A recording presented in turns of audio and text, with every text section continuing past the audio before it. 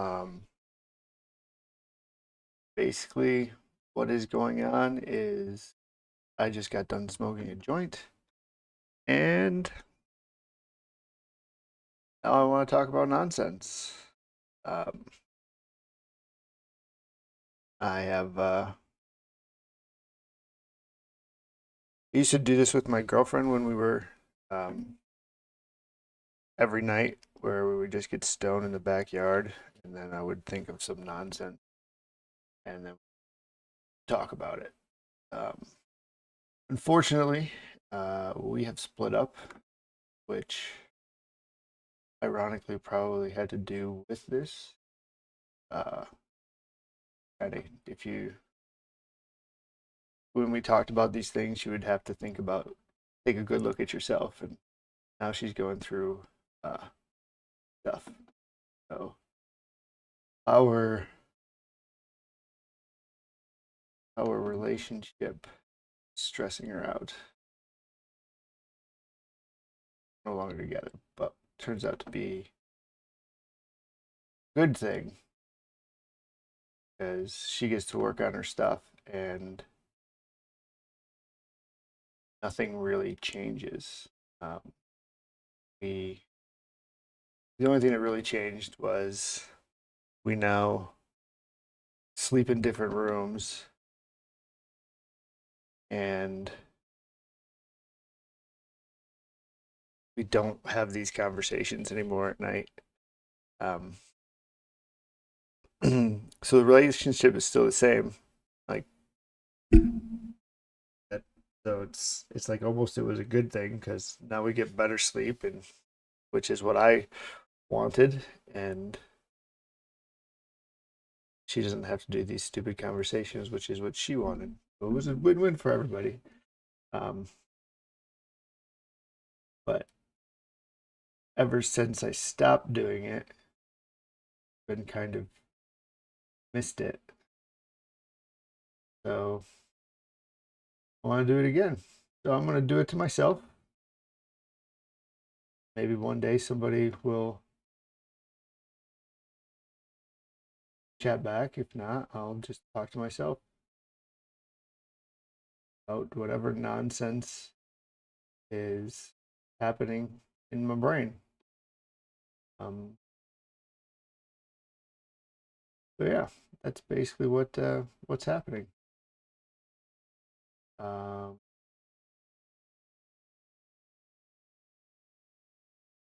so why did I choose what is wow? Um, and I feel like I should explain what the premise of all of this is. Um,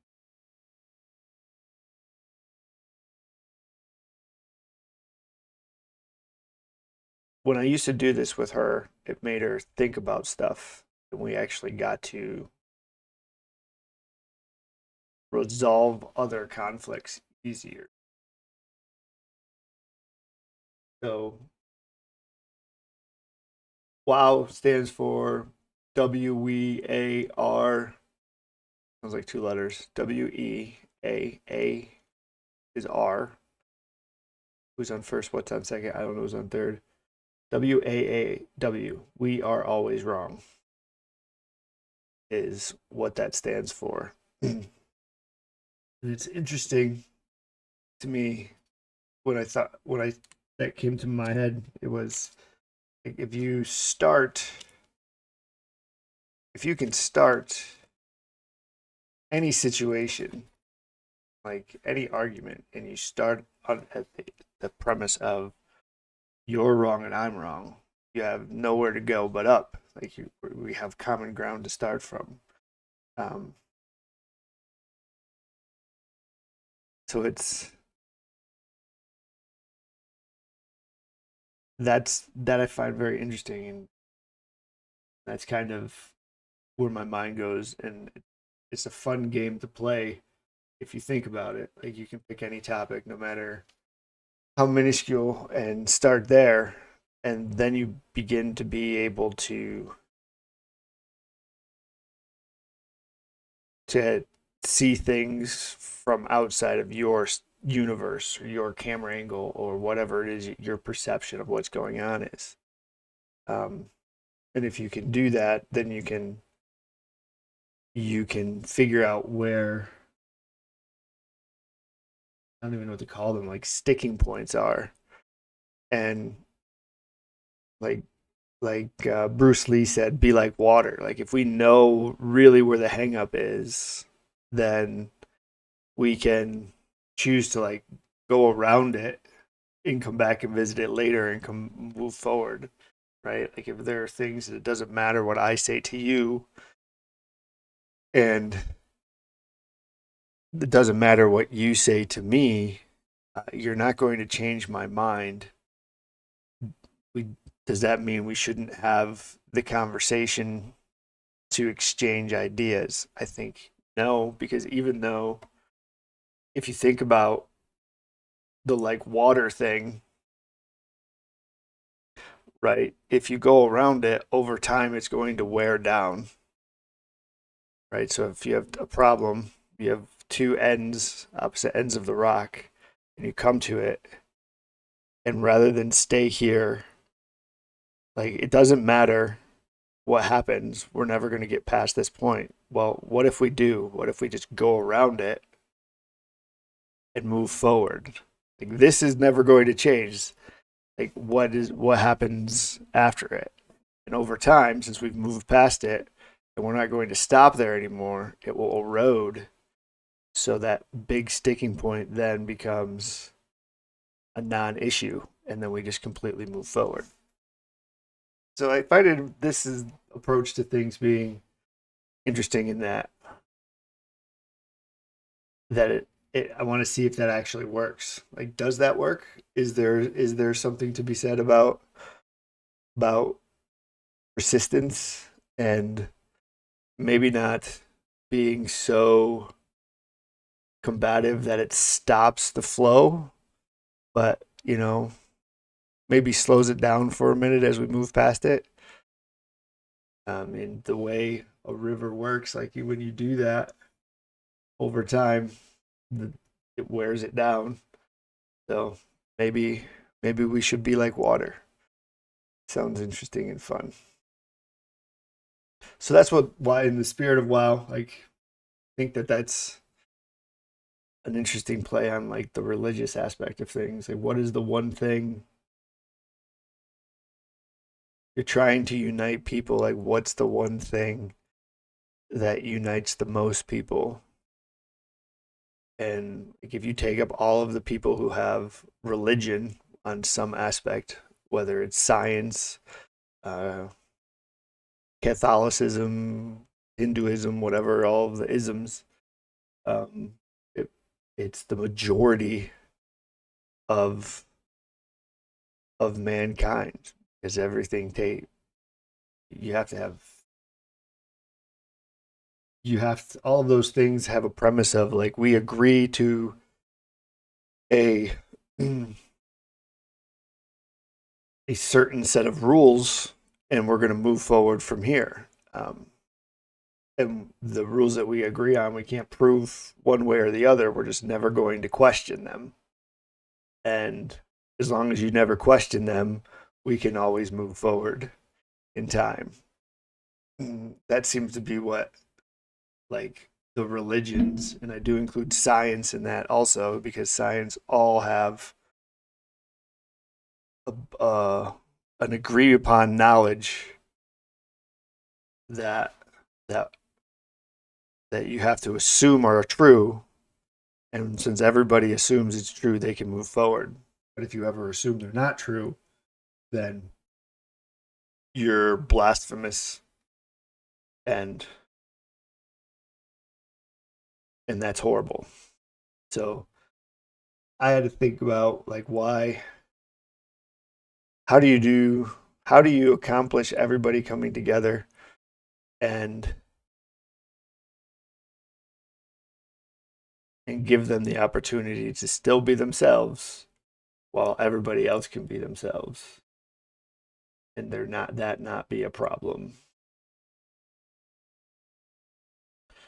And that's kind of where the meeting point of we are always wrong works, because it doesn't matter what the issue is.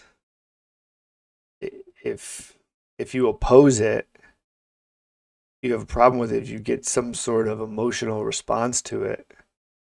If it has a plus or a minus or a negative or a positive or a good or a bad or evil versus virtuous or whatever the spectrum is, if it has that, then somebody has the opposite of that.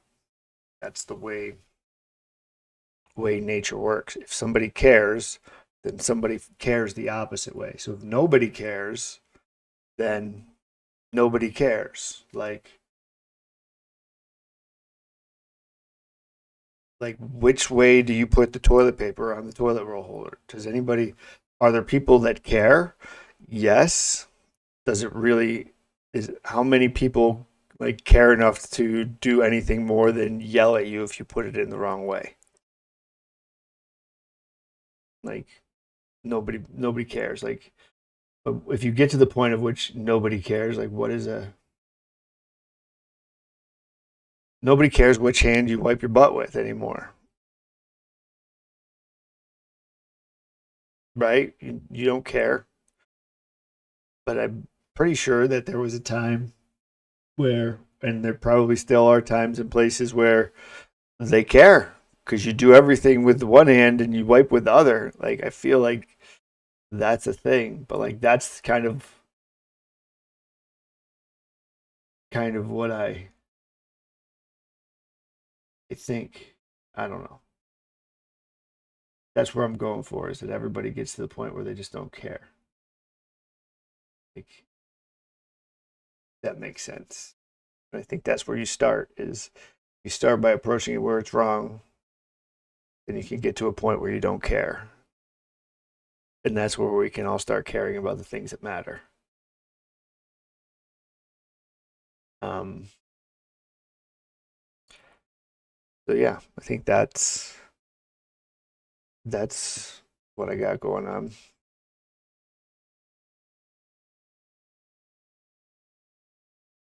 So I am an anti-vaxxer. The anti-vax conversation is very intriguing to me. Um, my personal opinion on the whole matter is I don't give a fuck about any of it. Like if I think vaccines are dumb because it makes no sense to me to have a vaccine if you're so good at science and you can create a cure.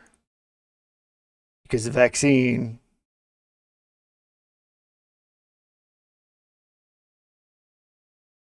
stops progress.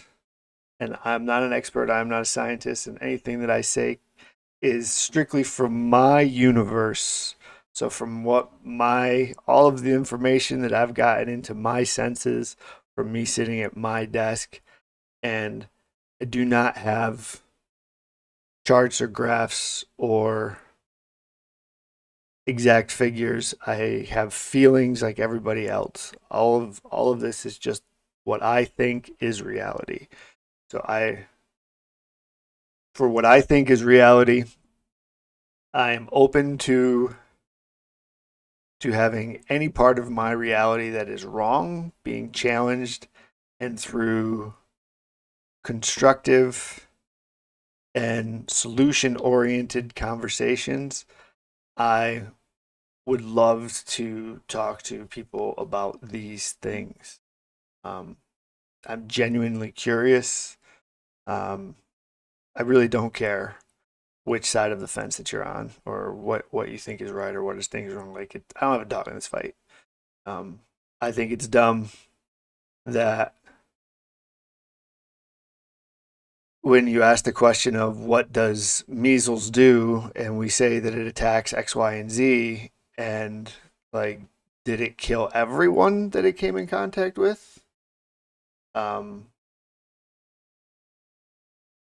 if it didn't, then is there something that um, we should be developing antibodies or whatever the fuck virus, like combating viruses builds? Like, if it doesn't kill everybody, somebody has a different gene makeup or whatever according to everybody else. Like, maybe that's an important feature we should be developing over time, because something down the road is going to develop much worse that we're going to need this to take care of. So since that is a an option or an outcome, or whatever that potential, like, if I'm wrong in the way that I think about viruses and our bodies and how that works, like survival of the fittest, if you get killed by a virus, then you're screwed. I feel like we should have learned that from like the Native Americans. You want to develop an immunity to these things so somebody can't just walk into your country and eliminate you. Like, if measles can do that, like, why are we not trying to allow the gene to adapt to take care of it itself, or however that happens? And since you are so good at science, and that is something that potentially we may need to happen, why do we not have a cure for it? If somebody is going to die and you don't want them to die from it, like, why don't you cure it? You have such good science and you know what the measles is doing. If you don't know the answer to those two questions, then don't you need to leave the potential for both outcomes to happen? And that's where my stance on the vaccination is like, I don't care. It doesn't matter what your reason is, because you're making your reason based on your emotional response to what people provide you as facts based on very limited to no information. Um, the measles vaccine is 99% effective. 99% effective. I don't have the answers to this question. Um, but I think I remember doing some research where the measles vaccine is like 88% effective from the person getting the measles. Still, like 12% of people that get the shot still get the measles. So, I mean, that's a pretty big number, right? Like 12%, that's 1 out of 9 ish, 8, 9. I don't know. Math is hard. Um, that's pretty good odds to, not great odds, but like still not insignificant, um, to get the measles. Now, only 1% of the people who get the shot don't, only 1% of them die. So, like, how much is 1% of 12%? Like, what is that? What is that number? What the fuck is that number? Because you only have people who have the measles that you have to worry about. That's an interesting question. Where the fuck is Gronk when you need him? I talk to Gronk a lot, so here we go.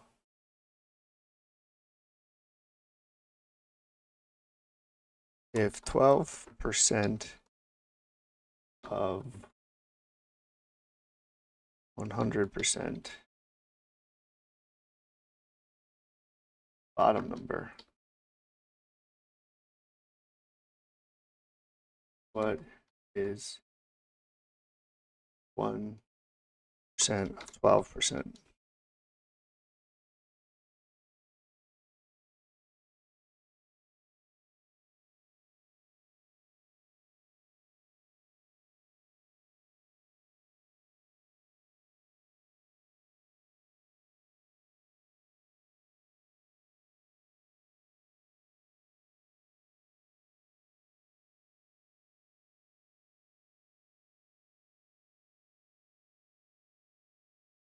Oh, that's not what it meant.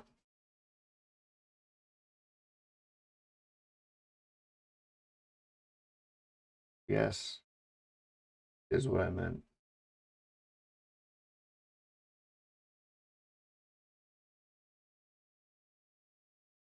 Can it be?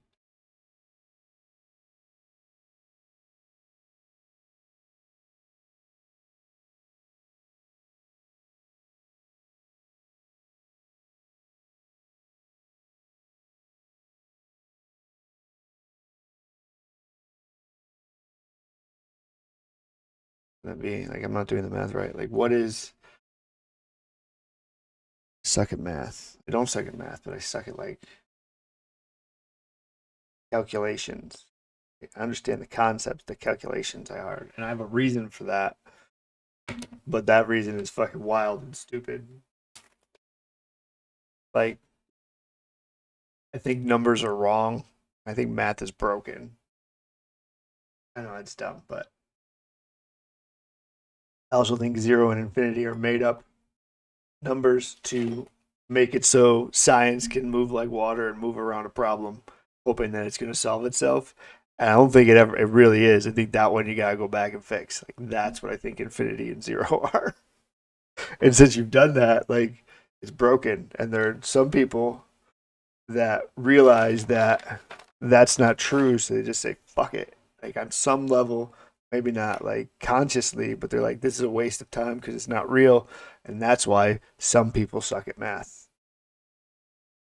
That's my reason. That's my reason. So if 12, I don't have a piece of paper. All right, 12 over 100, and I want it to be x over 12.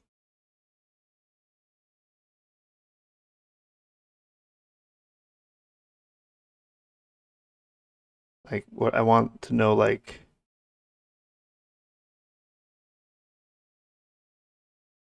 if you have 100 people and 12% of them, so you have 12 of them,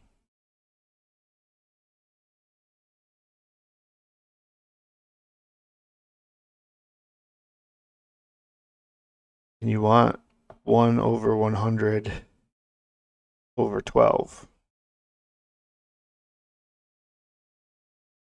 Is that right?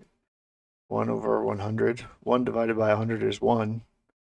1 divided by 12. What's 1 is 12? Oh, because 112 would be 12 people.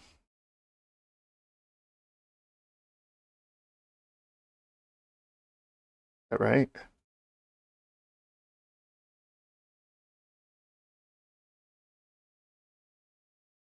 That can't be right.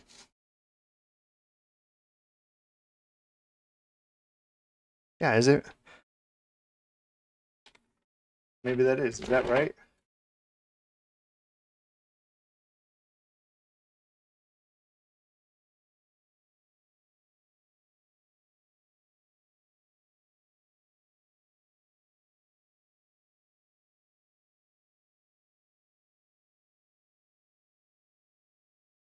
Is that, oh wow, is that right? Like if if it's only 88% effective,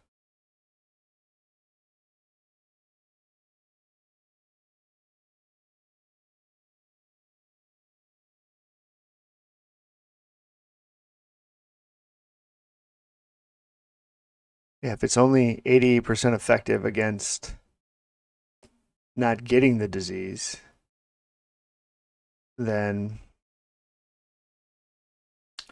yeah, is the measles MMR vaccine is it 88% effective about not getting the disease, like not getting the measles, and it's 99% effective against against how effective are MMR vaccine against getting measles?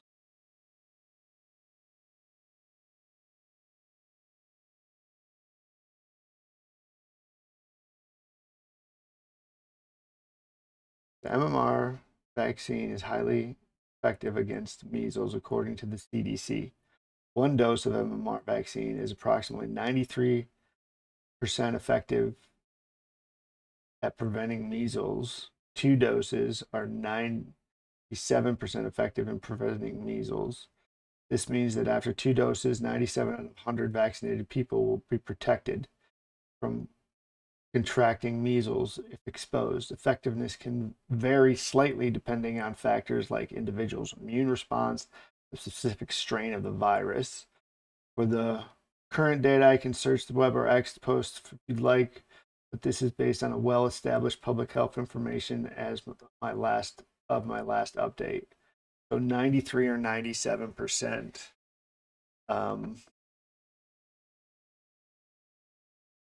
How many vaccinated people die from measles? I can't spell vaccinated. Holy shit snacks.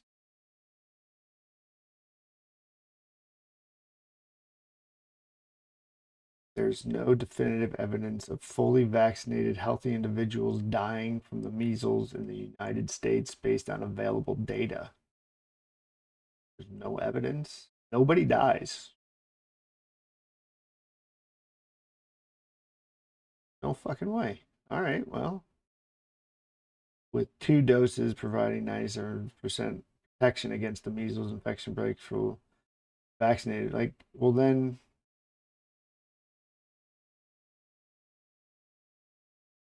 CDC noted that since 2001, only one documented measles-related death involving a breakthrough infection was immune-compromised individual.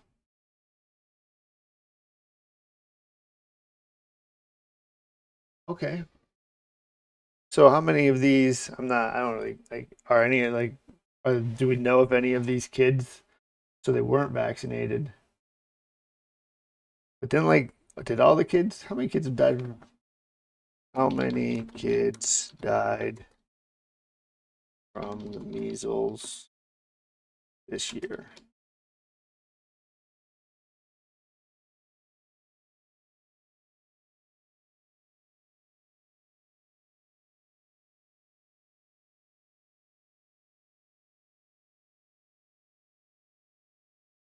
So there's 3 measles-related deaths, and 2 of the deaths were unvaccinated.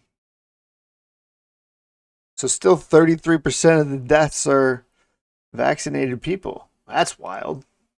How many kids are unvaccinated? Mostly unvaccinated under 5 died of measles, primarily from developing countries. Oh, fuck. There's a lot of fucking information here. In 2025, 3 measles related deaths have been reported in the United States, all linked to ongoing outbreaks primarily in Texas and New Mexico. 2 of these deaths were unvaccinated school aged children. In Texas, 1 February and an 8-year-old girl in April. The third was an unvaccinated adult. Fucking made it to be an adult. Oh, fucking good job, buddy. Feel like you should have died sooner. Unvaccinated adult in New Mexico with the case of death still under investigation, but confirmed to involve measles. The dude could have fucking died from a gunshot. Probably not. Like, maybe he was fucking just fat and lazy and American. Like, that probably does immunocompromise yourself. No additional child deaths have been reported in the US for 2025. Globally, exact 2025 data is unavailable, but in 2023, approximately 100,500 children, mostly unvaccinated and under 5, died of the measles, primarily in developing countries. Well, how many fucking kids do they have?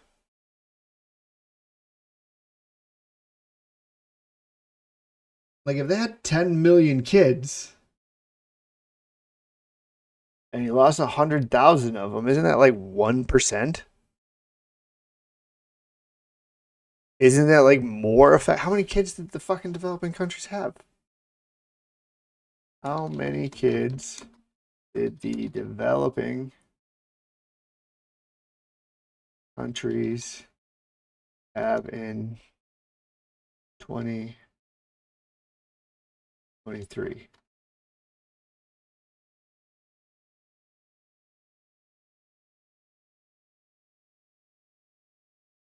Estimates of the number of children in 2023, combined data on global child populations, and the proportion living in developing countries, according to available data. Global children populations. No, I want fucking babies. How many babies did they have?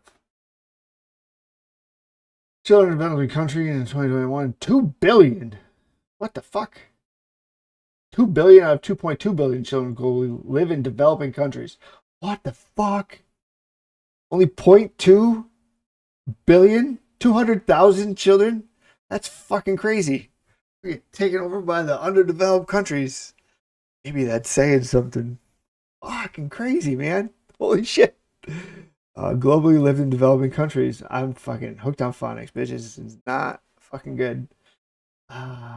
While this is old data, maternity related in developing country remains higher, averaging 4 children per woman in the least developing countries versus 2.4 in global. All right, well, fucking Elon's right. Motherfuckers in my way. No. Please go away. Oh, no, I didn't want you to do that.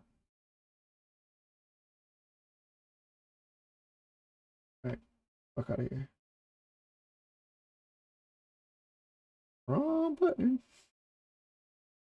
Children in 2020, 2011, 2 billion of them. They fucking 2 billion kids? And 100,000? How many kids happen? How many kids are born every year in countries that don't get vaccines?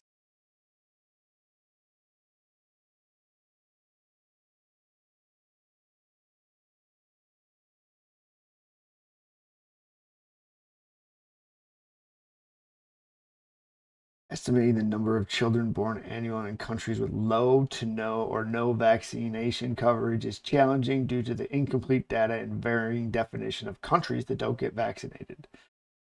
No country entirely lacks vaccine programs, but some have very low coverages of vaccines. Like, okay, well, fuck it. And all right, so this is fucking crazy. Fuck. Given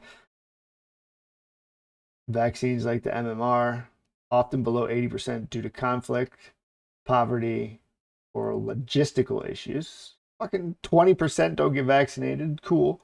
Base the estimate on 2023 data, focusing on countries with low measles vaccination coverage, 80%, as measles is key indicator of immunization gaps. All right. Instead, do we want to read this? Identify countries with low vaccination coverages. According to WHO and UNICEF, global measles first dose coverage was 83, but 103 countries experienced measles outbreaks in 2018 to 2023, largely due to low vaccination coverages. Specific countries with MCV1 coverage below 80% in 2023, including Nigeria, 59%, Ethiopia, 54%, Dominican Republic and Congo, 56%, Yemen, 66%, Sudan, 70%, and others, based on WHO and UNICEF estimation. Approximately 27 countries had DTP1, tinnitus, oh, fuck me. Sorry, that's not right. Coverage below 80%, many overlapping with low MVC1 countries, indicating weak immunization systems. These are primarily in sub-Sahara Africa and Middle East and parts of Latin America.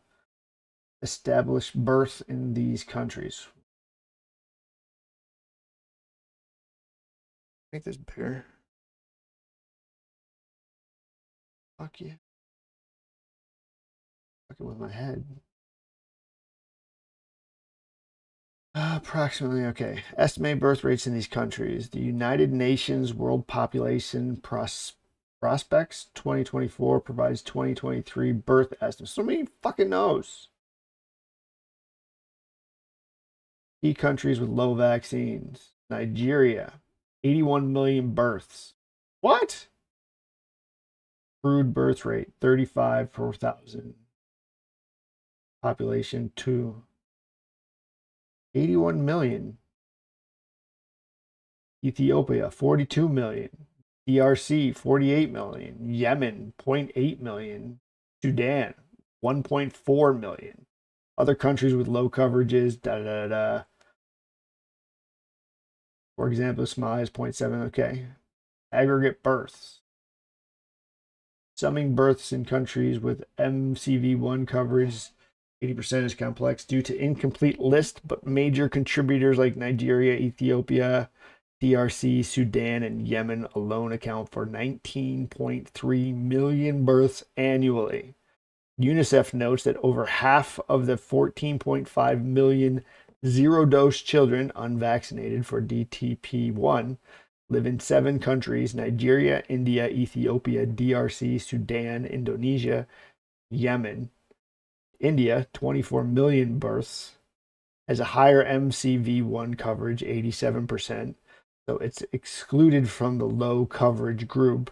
But smaller countries like Somalia, Southern Sudan, and Chad add approximately 2 to 3 million births.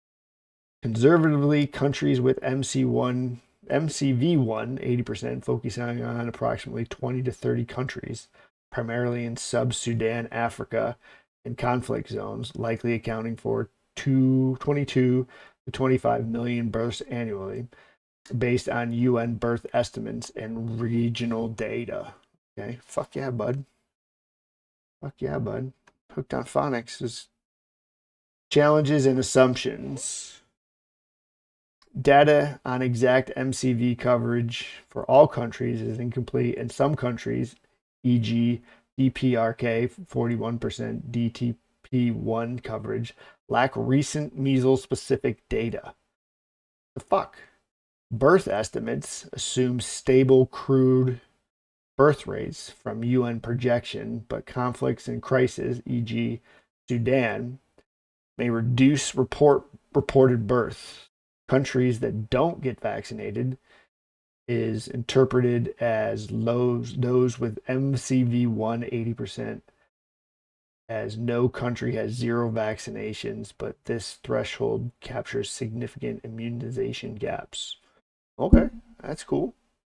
Final estimate, approximately in 2023, approximately 22 to 25 million children were born annually in countries with low measles vaccination coverage, primarily in Sudan and conflicts-affected regions.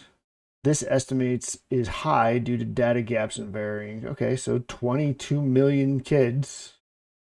Final answer, 22 to 25 million children are born each year in countries with low vaccination coverages. Measles vaccine, 80%. Okay, how many kids died again?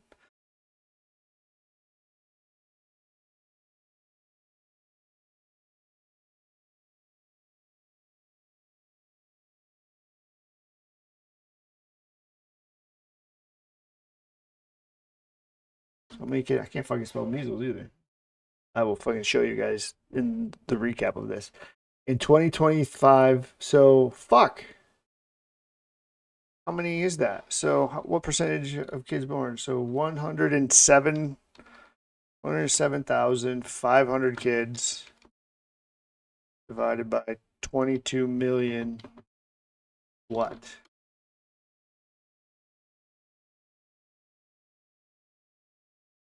Fucking 0.5%. What? What? What? The measles only kills 0.5% of the kids that are born. Oh crap. Only, and that doesn't, like, they don't die when they're born, but it only kills 0.5% of what is being regenerated. I don't think measles is a problem. Realistically, like what?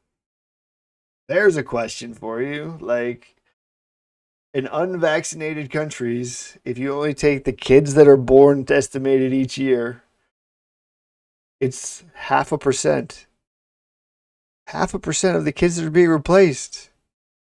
There's already like, where do you cut off kids? What are these kids dying? There's like, I mean, I understand that anyone dying is bad, but we're arguing over a choice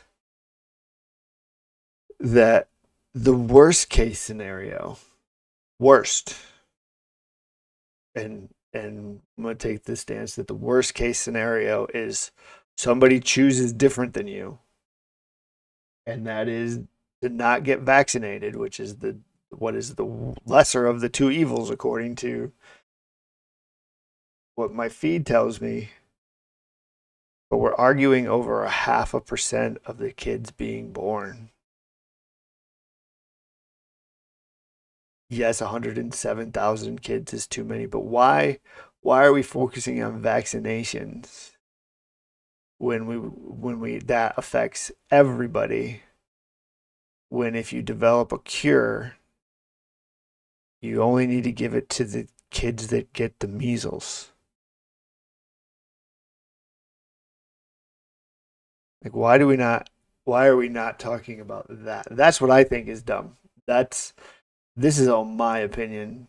Like I think it's done because we're arguing over a decision that realistically over a large enough sample size to 22 million kids being born, it only kills 107,000.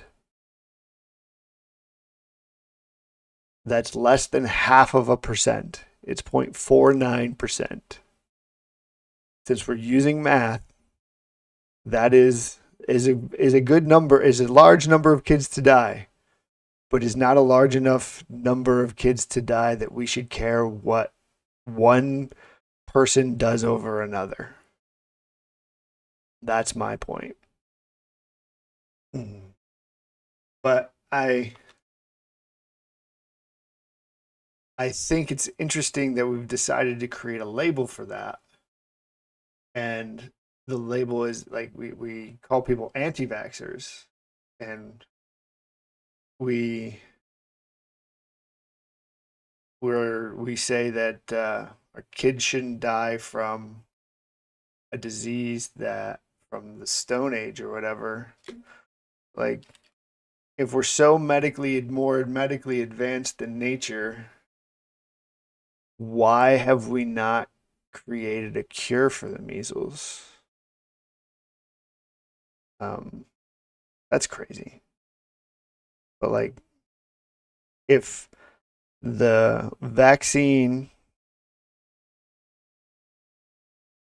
all right, let me back up here. So we say anti-vaxxer like it's supposed to be a bad thing, but the fact that it's a term is very intriguing to me. Um, it's intriguing because like what does that mean?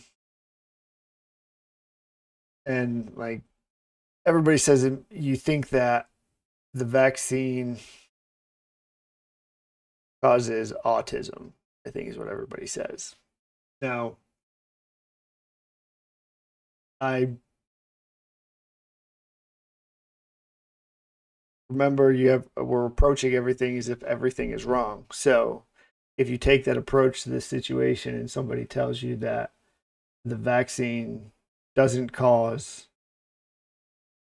autism, and the proof is, I don't know what the proof is, because remember, we're not experts. So, no matter what you present to us, we don't know if it's true. And the only reason that we know if it's true is because daddy said so. And given the history of the last 20 years of daddy telling us to do something, just like any parent, lying to their kids at some, or any kid lying to anybody, lying to somebody else for any period of time, they're going to be like, maybe this isn't true. No, I don't think any decision, anyway, no decision we make is based in fact anyway. It's all based on feelings, and and it's based on your feeling, based on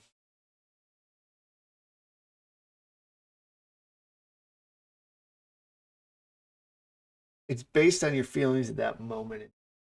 Like, you do take into consideration, like, think about, if I put myself in somebody's shoes, like, has a kid, like, if if everything is wrong and you don't know what is the right answer, like, the information that you're given may be valid or not, but it's not enough to make you believe it, because you have to have faith in whatever's being said to you being correct. So if you don't have faith that what's being told to you is correct, then you have to operate under that it isn't correct. And if it isn't correct, then it does cause autism. And so the two ends that we argue about is it is a risk assumption of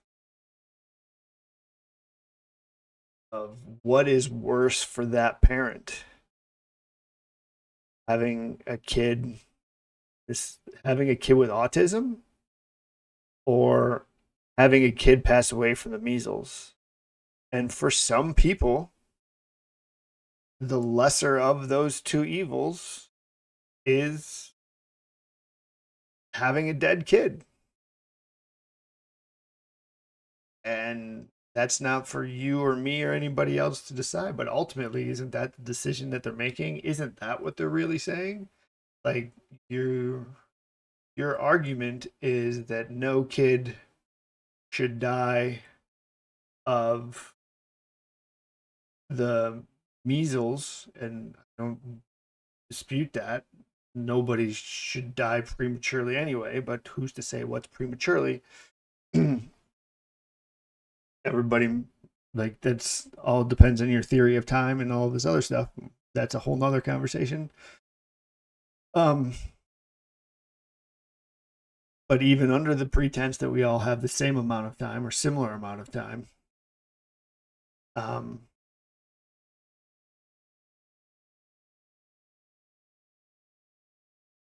don't remember what I was saying. Fuck, being stoned is great. No, like, you can't, like, that the real statement is, like, if your argument is that nobody should die of a disease prematurely, but you need to bear the responsibility of the consequences of your choice, which is that parent, that parenting group, that have to make a choice of raising a child with autism or having your child die. That's what I hear when I hear that discussion, is like, those are the things that I'm weighing out, and based on what I'm seeing, even is there a 0.5% chance that the vaccines that we are required to take may have unintended consequences that we're not able to define? Like, how do you test whether the vaccine causes autism? They say that they've tested it, but, like, how do you test it? And how does what you're testing test for it? Like, they've been testing for years for athletes and performance enhancing drugs, and because they provide an unfair benefit to athletes. But every year somebody's getting nabbed for doing it, for breaking the substance abuse policy, and every year there are probably a bunch of people that get away with it because they figured out what the science can't see. And that kind of is a real. And so inside of that, we don't know what we don't know category, because no matter where we are today, we're going to be further tomorrow. And in that information, is there a 0.5% chance, 0.5% chance that is it more than 0.5% chance that it causes autism? I don't know if you can tell me with that level of certainty that you would be right. And I don't know how you would be able to, if we would be able to prove it inside of our generation. So now we come to a point where it's all based on faith. You can undoubtedly believe that it doesn't do it, and you may be correct based on information that we have today.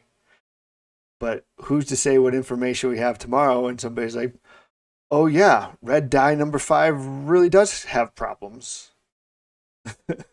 Or, oh yeah, drinking soda every day does cause diabetes. And I understand that some of those things everybody knew all along, but they presented it to the public as if it wasn't a problem. And at some point, the public got wise to it. And now somebody's provided you with the correct information.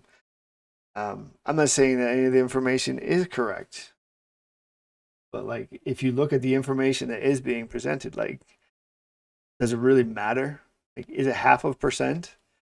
Is it 0.5% if I told you that one action had a 0.5% chance of being wrong, you would bet a lot of money on it being right. Right? That's what people who get the shot do. 99.5% of the time, I'm not going to die of this disease. Well, apparently 99.5% of the time is how much you are going to die of the disease. So what is the difference? Very interesting. It's very interesting. I didn't even think about that until, wow, that's crazy. I've always been I always think it's pro-choice. Why are we wasting so much time on this vaccine? Super weird. Make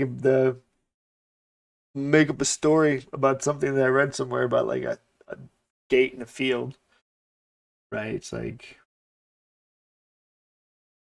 traveler drives up through down a road, and there's a field for a mile in one direction on the right, and field for a mile on the left. And he walks up to the gate. Gate's closed, and so he walks around the gate and keeps walking down the road. And about just over the hill, he's walking. His hat blows off. Grabs his hat, and he continues on to the house. And the traveler knocks on the door and asks if there's a room available. And they're like, yeah. Asked the guy what he did here, and he ran.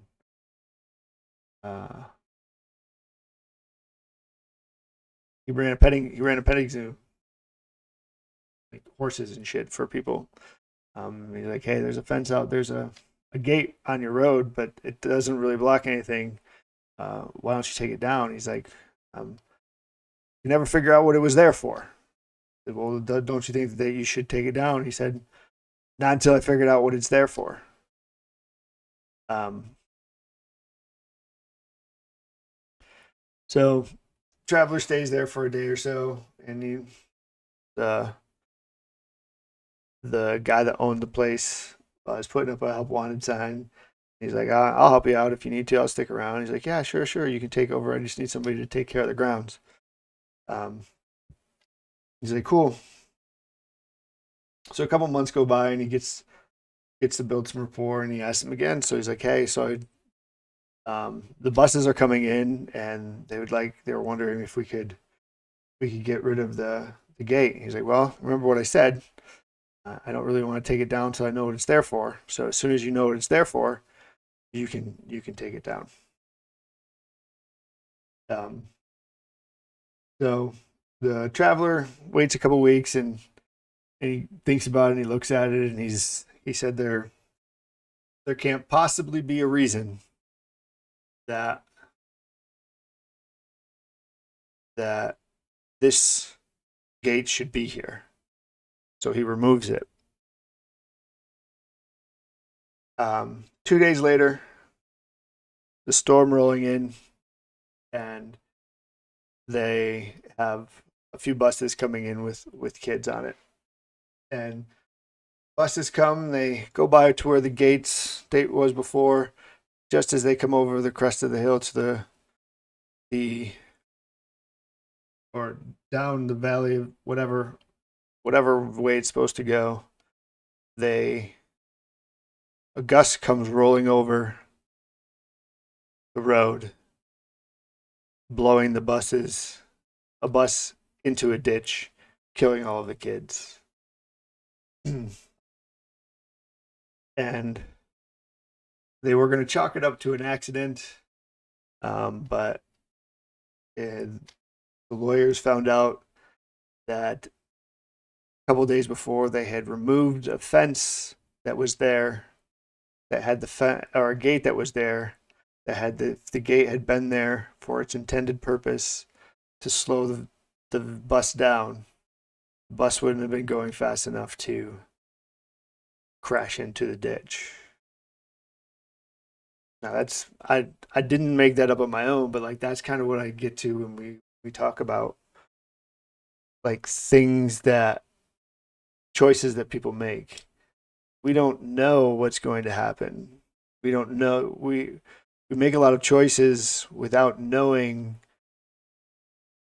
the previous choice, making assumptions. There's so many assumptions that we make, and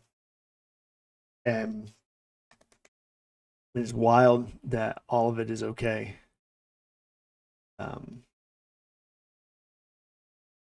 yeah. All right, well, this wasn't horrible for the first time.